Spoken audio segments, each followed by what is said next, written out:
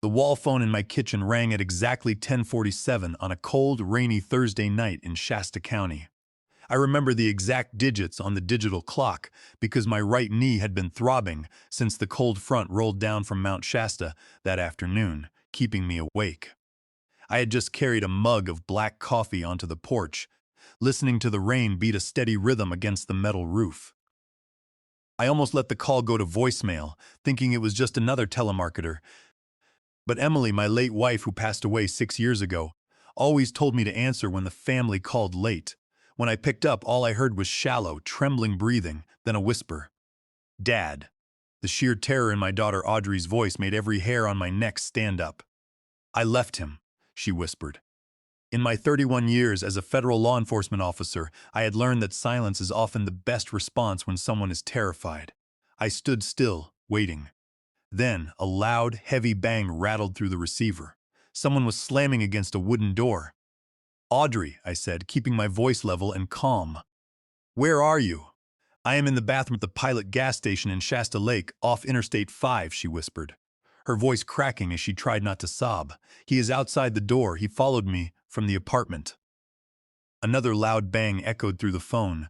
Then a man's voice, muffled but sharp, shouted, Audrey, open the door. Stop being dramatic. It was Bradley Miller. I had only met him 4 times during the 2 years he dated my daughter, and I had disliked him from the very first minute. He had that slick, practiced smile of a man who spent too much time rehearsing his expressions in a mirror. Dad, I don't know what to do, Audrey sobbed. Did you lock the main latch? I asked. Yes, but the wood is thin. Listen to me, I said, grabbing my truck keys from the entry table. Keep your phone against your ear. Take one slow breath, then another. I am on my way. I hung up, stepped out to my old Toyota Tacoma, and fired up the engine. The truck had 210,000 miles on it, and the windshield wipers squeaked with every pass, but the engine ran true. I backed out of my gravel driveway, glancing at the empty rocking chair on the porch where Emily used to sit. The porch light was still burning. It had stayed on every night since she died. Emily always said, "Leave the light on, Henry. You never know who might need to find their way home in the dark." I pressed the gas pedal down, the Tacoma roaring as I headed toward Interstate 5. The drive took exactly 24 minutes, through the blinding California rain. Audrey stayed on the line the entire time. Sometimes she was silent, and all I could hear was the pacing of Bradley's heavy boots outside the bathroom door. Sometimes he would knock gently, pretending to be reasonable, saying he was sorry and that they could work it out. Then, when she did not answer, he would slam his fist against the wood again. I should have left months ago, Audrey whispered over the static. You left tonight, I replied. That is the only detail that matters now. When I pulled into the bright fluorescent-lit parking lot of the Pilot station, the rain had slowed to a light drizzle. Bradley was standing near the entrance, his hands tucked into his jacket pockets. He looked like a respectable businessman, neat haircut, expensive boots, a relaxed posture. But when he saw my Tacoma pull up, his eyes narrowed. I climbed out of the truck slowly, my bad knee aching in the damp air. I did not rush. I had spent 3 decades tracking down fugitives, and I knew that showing haste only gave an opponent something to measure. Bradley walked toward me, his face shifting into a polite smile. Mr. Vance, he said, stopping 6 feet away. I am glad you are here. This is just a small misunderstanding between me and Audrey. She is being a bit emotional. I did not look at his smile. I looked at his eyes. Not anymore, I said, the smile on his face tightened. Sir, couples argue. You know how she gets. Maybe you can tell her to come out so we can go home. She is going home, I said. With me. The bathroom door opened, and Audrey stepped out. She looked pale, her eyes red, carrying only her purse. She ran straight to me, wrapping her arms around my shoulders, shaking. I held her close. Bradley took 1 step forward, his hand reaching out. Audrey, come on. She flinched, hiding behind me. That tiny movement told me everything I needed to know. I stepped between them, my frame blocking her completely. Bradley's expression went cold. You will regret this, Henry, he said quietly, so the cashier inside couldn't hear. This is my business now. I opened the passenger door of my Tacoma. Get in, Audrey. She climbed inside without looking back. Bradley stood in the rain watching us as I backed out of the space. He did not scream or chase the truck. He just stared, his phone raised as if taking a photo of my license plate. Halfway back to my ranch, Audrey finally spoke. I did not tell you how bad it was because I was ashamed. He checked my bank accounts, told me my friends were toxic, and made me feel like I was crazy. I reached across the console and squeezed her hand. You are safe now, kiddo. When we turned onto my gravel road, the porch light was still shining. As we stepped onto the porch, Audrey's phone buzzed with a text from an unknown number. I took the phone and read the words, "You just signed your family's death warrant." I stared at the screen, then looked out into the dark redwood trees. Bradley had no idea who he was dealing with. By 6 the next morning, the rain had cleared, leaving the Shasta County hills smelling of wet pine and damp earth. Audrey was still asleep in the guest room, exhausted from the ordeal. I sat at my wooden kitchen table with a mug of strong coffee, my reading glasses balanced on my nose, and a yellow legal pad in front of me. I was writing down every detail, the times, the text messages, the license plate of Bradley's car, and the exact words of the threat. A man does not spend 31 years as a federal law enforcer without learning the value of an immediate detailed paper trail. At 6:30, Audrey walked into the kitchen wearing one of Emily's old gray sweaters. It was far too big for her, and she pulled the sleeves down over her hands as she sat across from me. "You're documenting it," she said quietly. "Always," I replied, setting my pen down. "Audrey, a man sent you a death threat. We don't sweep that under the rug." She looked down at her coffee mug. "I still can't believe I let him get this close." "I teach middle school history, Dad. I am supposed to understand patterns. But he moved the boundaries so slowly, 1 inch at a time, until I didn't even recognize my own life." I reached across the table and touched her hand. "People like Bradley are professionals at isolation. They start with flowers and apologies, and they end with locked doors. You got out. That is what we build on." She looked at the legal pad, then at me. "Dad, what did you actually do before you retired? You always told me you worked in courthouse security." I smiled faintly. "I did sometimes. But my main job was serving federal warrants and transport. I spent 31 years dealing with people who did not want to be found, and people who did not want to follow the rules." She stared at me, a sudden look of realization crossing her face. "Mom knew?" "Of course she knew," I said. "But we agreed to leave that work at the office door. I didn't want the shadows of my job falling across our dinner table." Before she could ask anything else, the sound of tires crunching on my gravel driveway interrupted us. I stood up, my bad knee popping as I walked to the window. A white sedan was parked near my barn. A man in a dark suit climbed out carrying a folder. I walked out onto the porch, Audrey following closely behind. The man walked up the wooden steps, looking professional but detached. "Are you Henry Vance?" he asked. "I am," I said. He handed me a manila envelope. "You've been served." He turned and walked back to his car without another word. I opened the envelope. Inside was a civil eviction notice and a copy of a property deed. According to the document, Henry Vance and Audrey Vance had signed over the entire 40-acre family ranch to an entity called Miller Creek Investments, LLC, for the sum of $10,000. The deed bore my signature and Audrey's signature, complete with the notary public's official stamp from Reading. The eviction notice gave me exactly 30 days to vacate the property. My hand did not shake. I stared at the forged signatures on the paper. The handwriting was a clever imitation, but it was not mine. "Dad?" Audrey's voice was rising with panic as she read over my shoulder. "What is this? We never signed this. I never agreed to sell the land. This is the ranch you and Mom built." "I know," I said, my voice dropping into that quiet, steady tone I used when a situation became critical. "This is a forgery." Within an hour, my older brother Gideon Vance arrived. Gideon was 71, a retired surveyor who had helped me clear this land 35 years ago. He had a bad hip and walked with a limp, but his mind was as sharp as a surveyor's transit. Right behind him came Martha Jenkins, my next-door neighbor. Martha was 59, a retired county 911 dispatcher who could coordinate an emergency response in her sleep. We sat around the kitchen table, the forged deed laid out between us. Gideon inspected the signatures with a magnifying glass. "It is a clean copy," Gideon muttered, shaking his head. "But the spacing on your capital H is wrong, Henry. And Audrey's signature looks like it was traced from her teaching contract." Martha looked at the notary's stamp on the document. The notary is listed as Sharon Kress, registered in Shasta County. I know that name. She works at the title office in Reading. I tapped the paper with my index finger. Bradley knew Audrey was a co-owner of this ranch. Her name was added to the title after Emily passed away. He must have gotten his hands on our personal identification files while she was living with him. I looked at my brother and my neighbor. We are going to handle this by the book. This is a direct violation of California Penal Code, paragraph 470. Because Bradley is trying to steal this property through forgery, the deed is void ab initio. It is completely invalid from the moment it was created.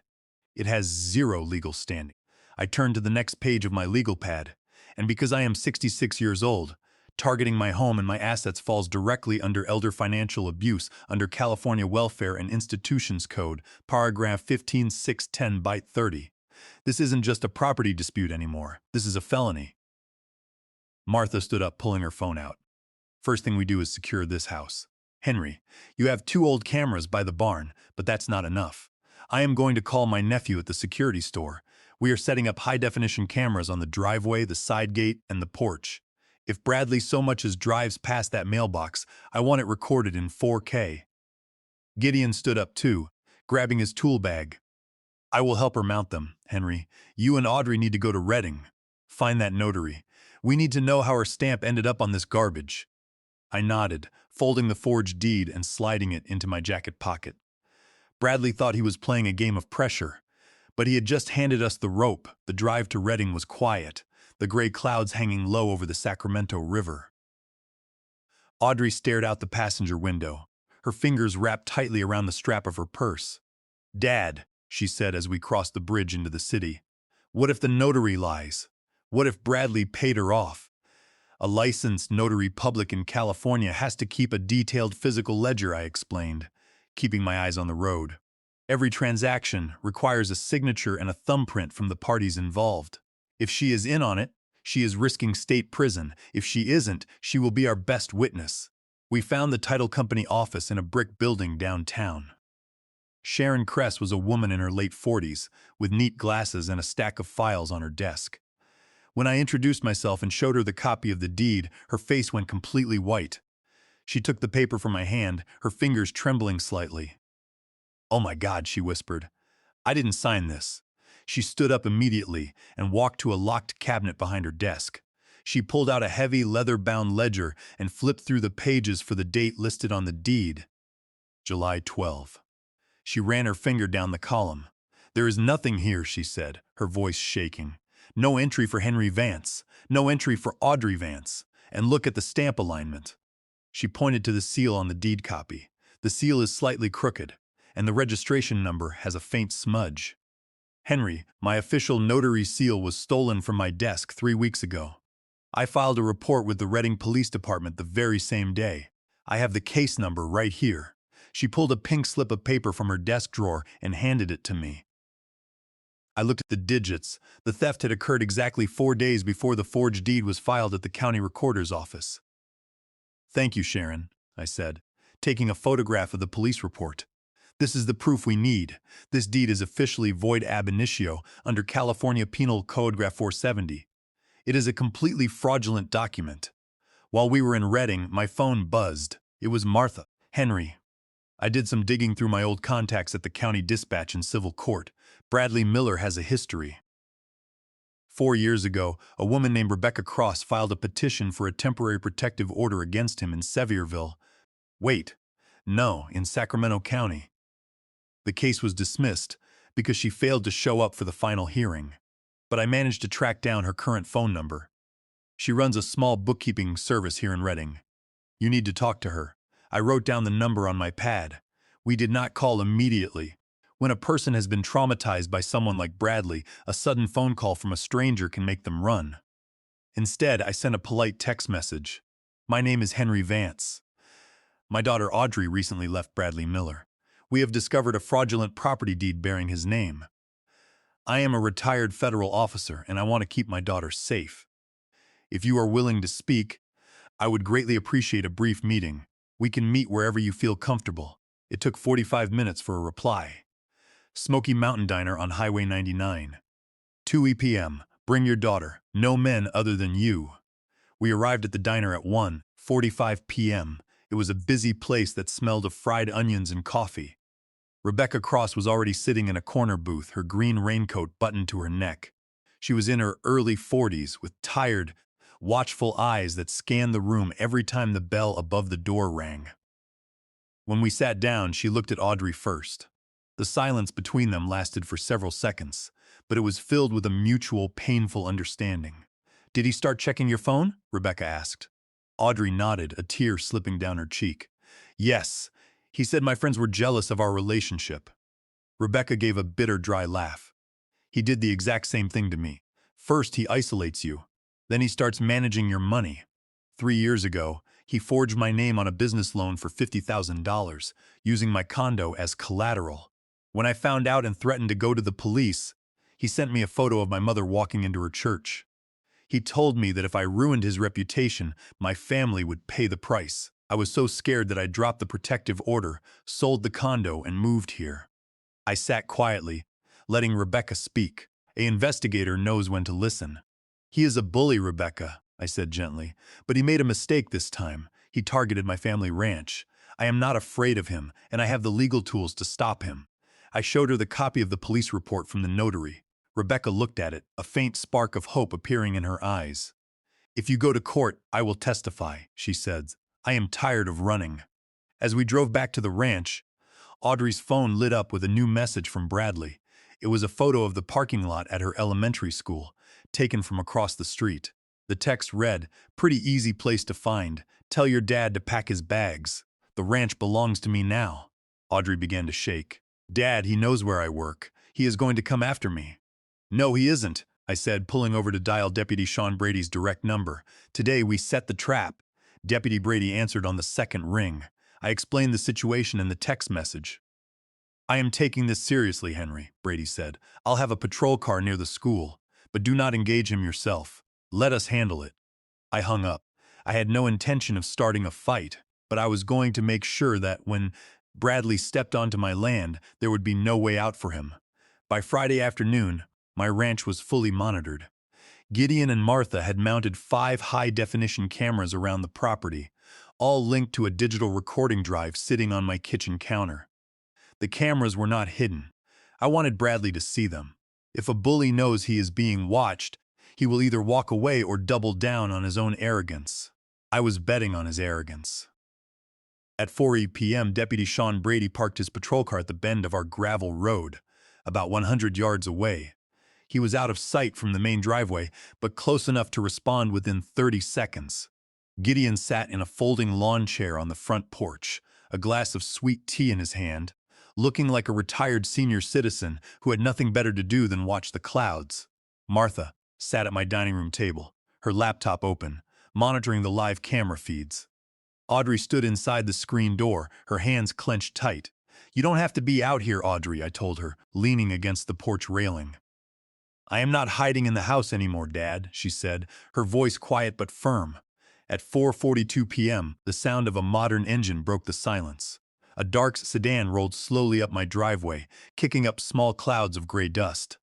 It stopped 20 feet from the porch. The engine idled for a long moment before the door opened. Bradley Miller stepped out. He was dressed in a clean blue button-down shirt and pressed trousers, looking completely relaxed. In his right hand, he held his phone upright, the screen facing us. He was recording.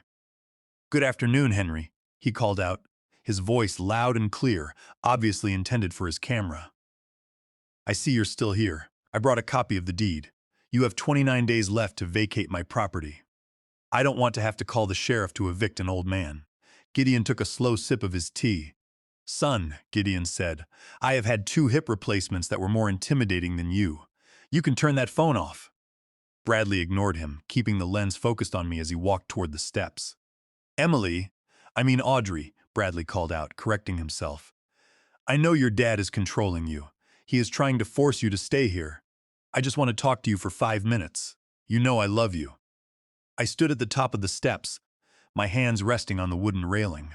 "Bradley, you are trespassing on my property," I said, keeping my voice low and measured. Bradley laughed, taking another step up. "Your property? I have the certified deed right here.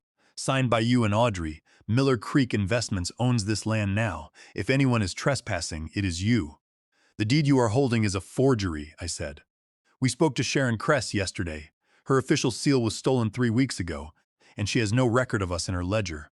Under California Penal Code Paragraph 470, a forged deed is void ab initio. It has no legal existence. You own nothing.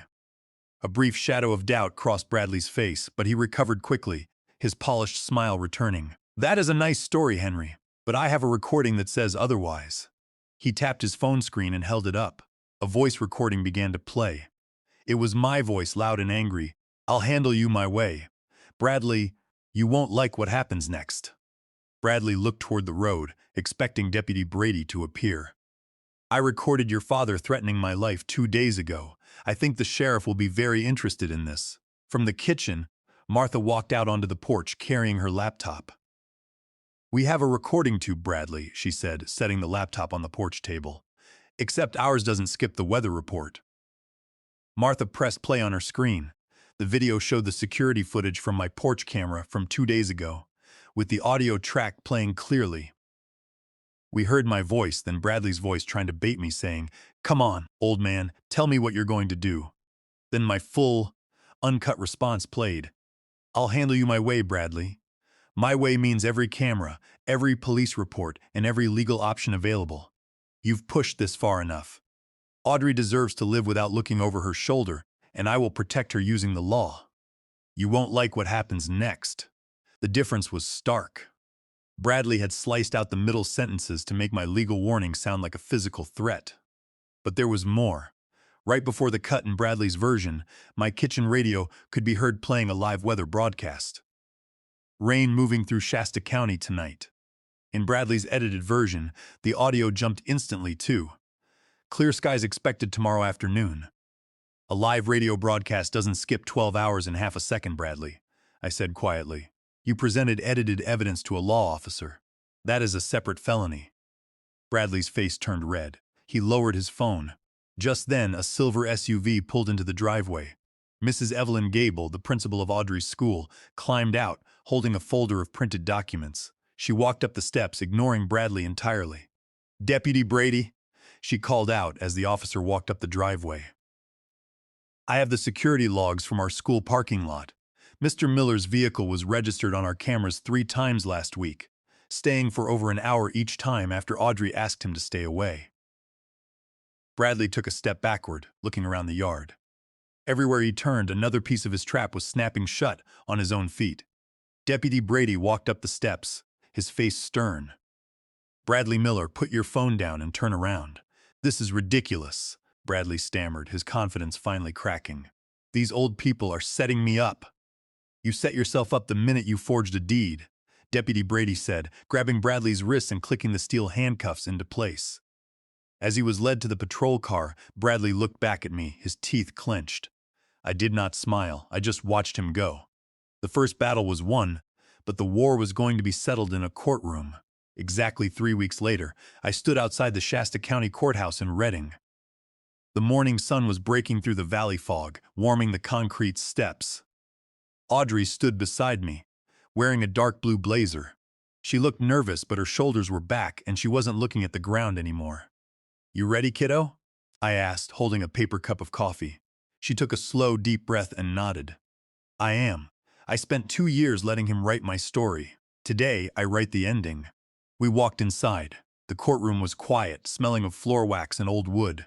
Bradley Miller sat at the defense table, wearing a gray suit. His hair was neat, but he looked smaller without his phone and his smug smile. His attorney, a sharp-looking man in his 40s, had a thick stack of papers in front of him. The hearing lasted nearly 3 hours. Bradley's attorney tried to argue that the deed transfer was a legitimate business transaction and that the allegations of forgery were based on the bias of a retired federal officer who disliked his daughter's boyfriend. But our attorney, Clara Jenkins, did not rely on emotion. She opened 3 thick binders on the table. The first contained the certified report from the Redding Police Department showing that Sharon Kress's notary stamp had been stolen 4 days before the deed was recorded. The second binder held the title office records, showing that no entry for the transaction existed in the official notary ledger. The third binder contained the forensic analysis of the edited audio file Bradley had presented, proving it had been manipulated. Then came the witnesses.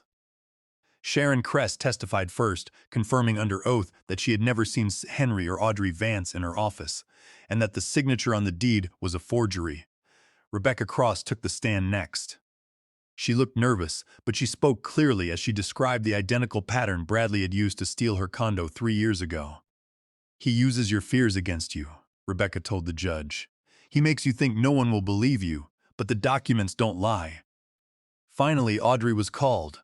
She walked to the stand, took the oath, and looked directly at the judge.